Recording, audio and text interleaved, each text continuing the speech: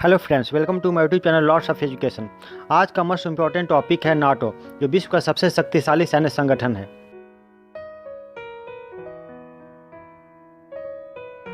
अभी जो रूस और यूक्रेन के बीच जो विनाशकारी युद्ध हो रहा है वो नाटो का ही देन है। तो चलते हैं अपने टॉपिक की ओर, जो है नाटो। और हाँ, टॉपिक की ओर चलने से पहले मेरा आपसे इतना ही कहना है कि अगर मेरा वीडियो आपको पसंद आता है तो प्लीज़ मेरे चैनल को सब्सक्राइब करें और बेल आइकन को प्रेस करके नोटिफिकेशन को ऑन कर लें, ताकि मैं जो भी इंपॉर्टेंट वीडियो डालूँ तो सबसे पहले आपके पास पहुँचे। और हाँ, वीडियो को लाइक करना ना भूलें। साथ ही कमेंट करके बताएं कि आपको आज का मेरा वीडियो कैसा लगा। तो चलते हैं अपने टॉपिक की ओर। इस वीडियो में आप जानेंगे नाटो का फुल फॉर्म, नाटो क्या है और क्यों बना, नाटो की स्थापना कब हुआ था, नाटो का मुख्यालय कहाँ है, नाटो का हेड कौन है, और नाटो से जुड़ी ढेर सारी जानकारियाँ। साथ ही इस वीडियो में आप जानेंगे कि नाटो से रूस इतना चिढ़ता क्यों है।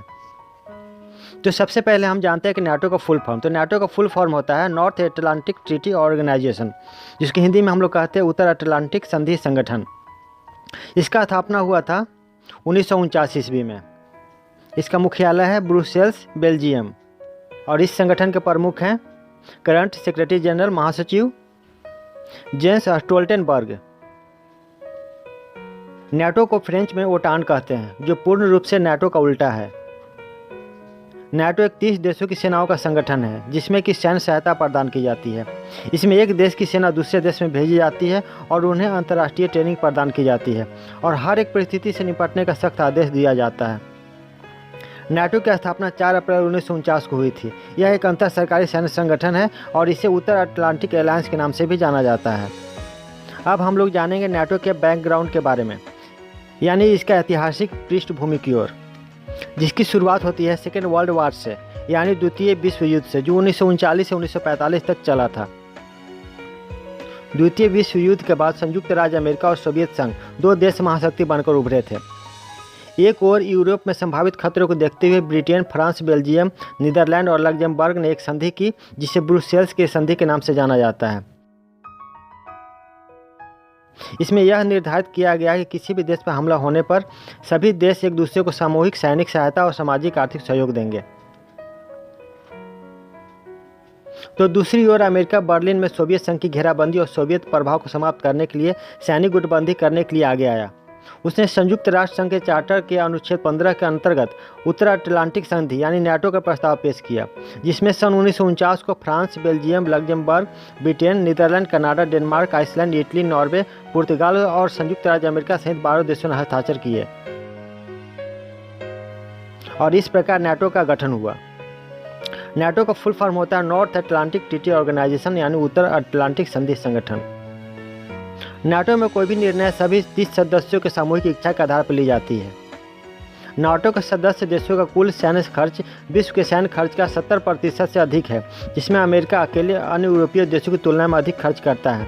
इसलिए नाटो के मामले में ज़्यादा हस्तक्षेप अमेरिका का ही रहता है।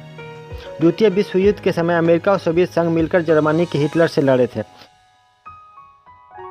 किंतु 1945 में युद्ध का अंत होते ही जर्मनी ही नहीं, पूरी यूरोप का बंटवारा भी हो गया। पूर्वी यूरोप के जिन देशों को सोवियत लाल सेना ने हिटलर के कब्जे से मुक्ति दिलाई थी, वहाँ कम्युनिस्ट सरकारें बनी, यानी साम्यवाद सरकार बनी। पश्चिमी यूरोप के जिन देशों को अमेरिका और ब्रिटेन ने मुक्ति दिलाई थी, वहाँ पूंजीवादी लोकतांत्रिक सरकारें बनी। दोनों विचारधाराओं के बीच पुराना टकराव फिर से शुरू हो गया, जिसे शीत युद्ध के नाम से जाना जाता है। शीत युद्ध एक वैचारिक युद्ध था, जिसमें पूंजीवादी गुट का नेता अमेरिका तथा साम्यवादी गुट का नेता सोवियत संघ था। शीत युद्ध से पूर्व यूनान, टर्की, पश्चिमी जर्मनी, स्पेन ने नाटो की सदस्यता ली।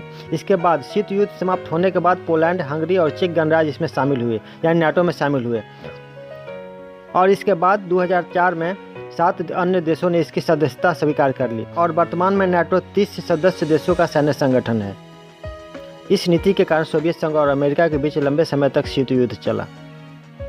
अब हम जानेंगे कि सोवियत संघ के गठन में कौन कौन से देश शामिल थे।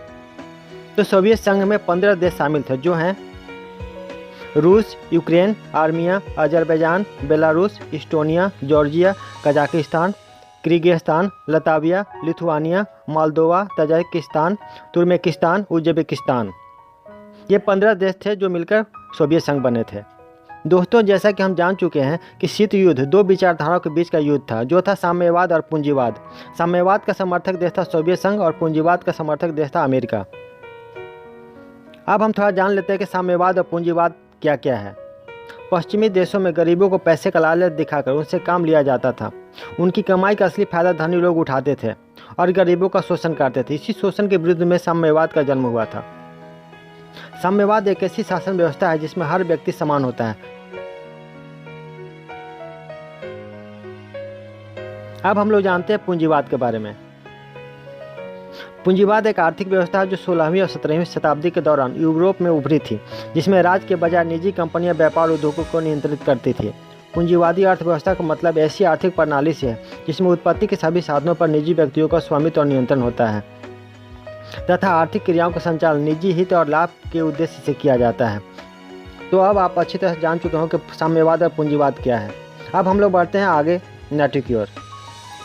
जो शीत युद्ध अमेरिका और सोवियत संघ के बीच में चल रहा था, उस शीत युद्ध का अंत जर्मनी और यूरोप के विभाजन का प्रतीक बर्लिन दीवार 1989 में यानी 1989 में गिरते ही 15 देशों वाले सोवियत संघ सहित पूर्वी यूरोप की सभी कम्युनिस्ट सरकारें यानी साम्यवादी सरकारों के पतन के साथ हुआ। कहने का मतलब है सोवियत संघ के विघटन के बाद यानी 1991 में शेष बचे रूस को छोड़कर उस समय के लगभग सभी कम्युनिस्ट देश नाटो के सदस्य बन गए। रूस और अमेरिका के बीच संबंध कुछ समय तक अच्छे भी रहे, लेकिन अमेरिका द्वारा नाटो का रूस की पश्चिमी सीमा तक विस्तार कर देने और वहां के अमेरिकी मिसाइल तैनात करने से ये संबंध पुनः बिगड़ने लगे। रूस की सीमा 1 दर्जन से अधिक देशों से मिलती है और इनमें से कुछ देश जो कभी पूर्व सोवियत संघ के हिस्सा थे आज नाटो के सदस्य बन चुके हैं।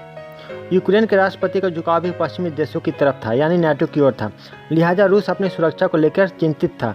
उसे लग रहा था कि उसकी सुरक्षा संबंधित चिंताओं को नज़रअंदाज किया जा रहा है और दूसरी ओर पश्चिमी देशों खासकर अमेरिका को लग रहा था कि रूस कमज़ोर है और आज की तारीख में उसमें उतना दम नहीं है।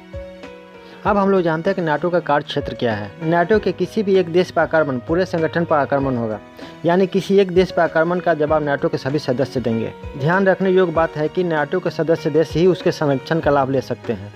अन्य देश जो नाटो के सदस्य नहीं हैं उनके प्रति नाटो की कोई जवाबदेही नहीं होगी। अब हम लोग जानते हैं कि नाटो का उद्देश्य क्या है। नाटो का मुख्य उद्देश्य राजनीतिक एवं सैन्य साधनों के माध्यम से अपने सदस्य देशों को स्वतंत्रता एवं सुरक्षा की गारंटी प्रदान करना है। रक्षा एवं सुरक्षा संबंधी मुद्दों पर समर्थन के माध्यम से दोनों देशों के बीच हुए संघर्ष को रोकना है। नाटो के किसी भी सदस्य देश पर हुए आक्रमण पर नाटो संगठन के सभी देशों के माध्यम से जवाब दिया जाएगा।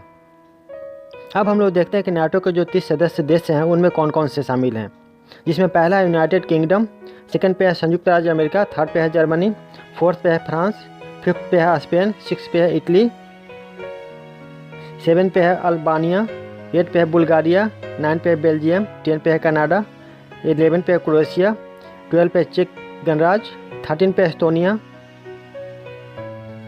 14 पे है डेनमार्क, 15 पे है तुर्की, 16 पे है हंगरी, 17 पे है आइसलैंड, 18 पे यूनान, 19 पे है स्लोवेनिया, 20 पे है लताविया, 21 पे है लिथुआनिया, 22 पे है लग्जमबर्ग, 23 पे है मोंटेनेग्रो, 24 पे नीदरलैंड, 25 पे है नॉर्वे, 26 पे है पोलैंड, 27 पे है पुर्तगाल, 28 पे है रोमानिया, 29 पे है स्लोवाकिया और 30 पे है उत्तर मैसेडोनिया। और इस तरह से नाटो 30 देशों का एक मजबूत सैन्य संगठन है। तो दोस्तों, यह था नाटो के बारे में फुल डिटेल, जो कि आपके आने वाले एग्जाम के हिसाब से काफ़ी महत्वपूर्ण इंपॉर्टेंट है। दोस्तों, अगर आज की वीडियो आपको अच्छी लगी हो तो वीडियो को लाइक ज़रूर कर देना और कमेंट करके बताना कि आज की वीडियो आपको कैसा लगा। तो मिलते हैं अगले वीडियो में नए इंपॉर्टेंट टॉपिक के साथ। तब तक के लिए good bye and thank you.